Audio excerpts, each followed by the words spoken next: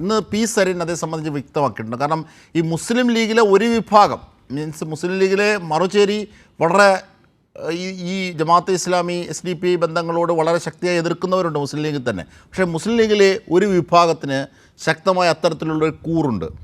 അവരാണ് ഈ കോൺഗ്രസുമായി ഇത്തരത്തിലുള്ള പാലമാകുന്നത് എന്ന് വർത്തിക്കുന്ന കാര്യത്തെ സംബന്ധിച്ച് സ്വാലിഹ് സൂചിപ്പിച്ചു. റജി ലൂക്കോസ് ഏറ്റവും പ്രധാനപ്പെട്ട ഒരു വസ്തുത അതുതന്നെയാണ്. അപ്പം ഇതേക്കുറിച്ചാണ് പി സരിൻ പറഞ്ഞത്. കാരണം ഇങ്ങനെ നിങ്ങൾ ചേരുകയാണെങ്കിൽ അത് RSSനാണ് ഭൂഷണമാകുന്നത്, മീൻസ് RSSനാണ് അതിൻ്റെ ഗുണമുണ്ടാകുന്നത്. അപ്പോൾ പരസ്പര പൂരകമായി RSSനെയും SDP-യെയും ജമാഅത്തെ ഇസ്ലാമിയൊക്കെ വളർത്തുന്ന രീതിയിലേക്ക് കോൺഗ്രസ് പോകരുത്, മുസ്ലിം ലീഗ് പോകരുത്. ഇതാണ് പി സരിൻ പറഞ്ഞത്. യഥാർത്ഥത്തിൽ ശരിയല്ലേ? മറുവശത്ത് നോക്കൂ, കാസയെ കൂട്ടുപിടിച്ച് BJP നീങ്ങുന്നു, ഇവിടെ ജമാഅത്തെ ഇസ്ലാമിയെ SDP-യും ഒക്കെ കൂട്ടുപിടിച്ച് കോൺഗ്രസ് നീങ്ങുന്നു. തെരഞ്ഞെടുപ്പിൽ 4 വോട്ടിന് വേണ്ടിയിട്ടാണേ. അജിം ഷാ, അതിലേക്ക് വരുന്നതിന് മുമ്പ് ഈ ജമാഅത്തെ ഇസ്ലാമിയുടെ സ്ഥാപകൻ ഒരു പാകിസ്ഥാനിയാണ്, അദ്ദേഹത്തിന്റെ പേര് മൗദൂദി. അതെ, ഈ മൗദൂദി ഈ ഇന്ത്യയിൽ ജനിച്ച അഭിവക്ത ഇന്ത്യയിൽ ഉണ്ടായിരുന്നതാണ്.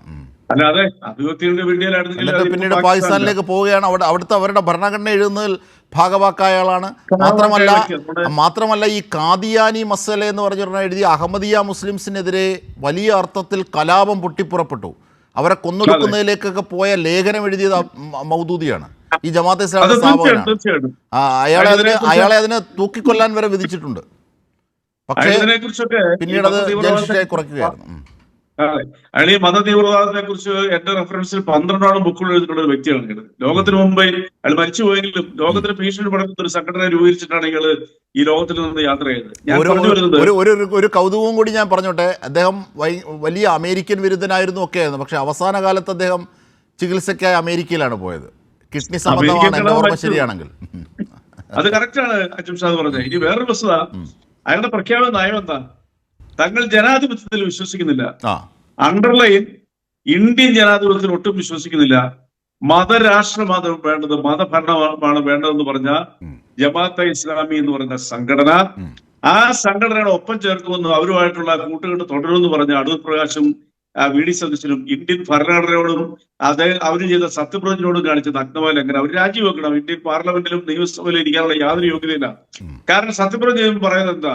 ഇന്ത്യയുടെ അഖണ്ഡതയിൽ അവർ വിശ്വസിക്കുന്നില്ലെന്നാണല്ലോ ഈ മൗദൂദി പ്രഖ്യാപിച്ചിരിക്കുന്നത്. അഖണ്ഡതയിലും മതേതരത്വത്തിലും ഈ രാജ്യത്തെ ജനങ്ങളെ ഒന്നായി കാണുമെന്ന് പറഞ്ഞ സത്യപ്രതിജ്ഞ ചെയ്ത് ഇവർ രണ്ടുപേരും സത്യപ്രതിജ്ഞ എങ്ങനെ ചെയ്തിരിക്കുന്നത്? അതാണ് അടിവരയിട്ട് പറയേണ്ട കാര്യം.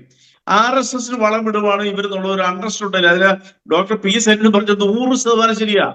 ഇനി വേറെ നമ്മൾ ചിന്തിക്കേണ്ട മറ്റൊരു വശം എന്ന് പറയുന്നത്, ബംഗ്ലാദേശില് ജനാധിപത്യ രീതിയിൽ തെരഞ്ഞെടുക്കപ്പെട്ട ഷെയ്ഖ് ഹസീനയുടെ ഭരണത്തെ അട്ടിമറിച്ച് അവരെ അവിടുന്ന് നാട് കടത്തി അവർ രക്ഷപ്പെട്ട് ഇന്ത്യയിലേക്ക് വന്നു. ഇപ്പോൾ അവിടെ ഭരിക്കുന്ന ആരാ? ഈ ജമാഅത്തെ ഇസ്ലാമിയുടെ പിന്തുണയോടുകൂടിയാണ്, അവരുടെ സ്റ്റുഡന്റ് വിങ് ആണ് ഈ അട്ടിമറി നടത്തി ജനാധിപത്യത്തെ ഹിംസ ചെയ്തത്. 1 വർഷം പോലും ആകുന്നില്ല. ഇന്ത്യയിൽ അതല്ലേ താലിബാൻ, അഫ്ഗാനിസ്ഥാനിൽ താലിബാൻ വിസ്മയം എന്ന് എഴുതിയത്. വിസ്മയം അത് മാധ്യമം എഴുതിയല്ലോ. വിസ്മയം എന്നുള്ള വാക്ക് കേരളത്തിൽ മാധ്യമ നിരപത്രത്തിന്റെ ടൈറ്റിലായിരുന്നു അന്ന് ഭരണം പിടിച്ചപ്പോഴത്തേക്കും. പക്ഷെ നമ്മൾ മനസ്സിലാക്കേണ്ട വേറെ വസ്തുത, ഇനി കേരളത്തിലേക്ക് വരാം. PMA സലാം ഇന്നലെ പരസ്യമായിട്ട് പറഞ്ഞു ജമാഅത്തെ ഇസ്ലാമിയുമായിട്ട് ഒരിക്കലും യോജിക്കാൻ പറ്റത്തില്ല, അവരുടെ ആശയങ്ങളുമായിട്ട് ഞങ്ങൾ യോജിക്കാൻ പറ്റില്ലെന്ന് പറഞ്ഞു. അങ്ങനെയുള്ള മുസ്ലിം ലീഗ് ഇപ്പോൾ തന്റെ അടുത്തോട് പറയാൻ പറ്റുമോ? ഈ ജമാഅത്തെ ഇസ്ലാമിയെ ഞങ്ങൾ തള്ളി പറയുന്നു, ഞങ്ങൾ UDF-ൽ അതുമായിട്ടൊരു ബാന്ധവം ഉണ്ടാകാൻ ഞങ്ങൾ സമ്മതിക്കത്തില്ല എന്നുള്ളവരും അവര് പറയത്തില്ല. കാരണം ഈ കണക്ഷൻ കഴിഞ്ഞ് പാർലമെന്റ് തെരഞ്ഞെടുപ്പ് മുതൽ പാലക്കാട് ഉപതെരഞ്ഞെടുപ്പിലൂടെ പരസ്യമായിട്ട് നെൽമൂർ ഉപതെരഞ്ഞെടുപ്പിൽ പരസ്യം ഇന്നലെ നൽകി അത് സ്വീകരിച്ചുകൊണ്ട് ഇവരെ മൗദൂദിയയുടെ ആശയങ്ങളെ പോലും എന്താ പറയാ അത് നിലനിൽക്കെ അവരിപ്പോ ജനാധിപത്യവാദികളാണെന്ന് പറഞ്ഞ് സർട്ടിഫിക്കറ്റ് കൊടുത്ത പ്രശസ്ത ഇമാം VD സതീശനല്ലേ ഇതിനകത്ത് കേരളത്തിലെ പൊതുസമൂഹത്തിന് മതേതരത്തിനോട് വെല്ലുവിളിച്ചിരിക്കുന്നത്? അല്ലേ? അതല്ലേ നമ്മൾ വിശ്വസിക്കേണ്ടത്? കേരളത്തിനെ സംബന്ധിച്ചുള്ള ഒരു കാര്യം വളരെ വ്യക്തമാണ്.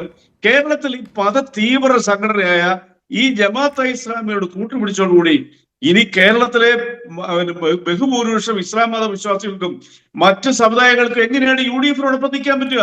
അവർക്ക് വോട്ട് ചെയ്യാൻ പറ്റുക? അതല്ലേ കേരളം ചർച്ച ചെയ്യുന്നത്?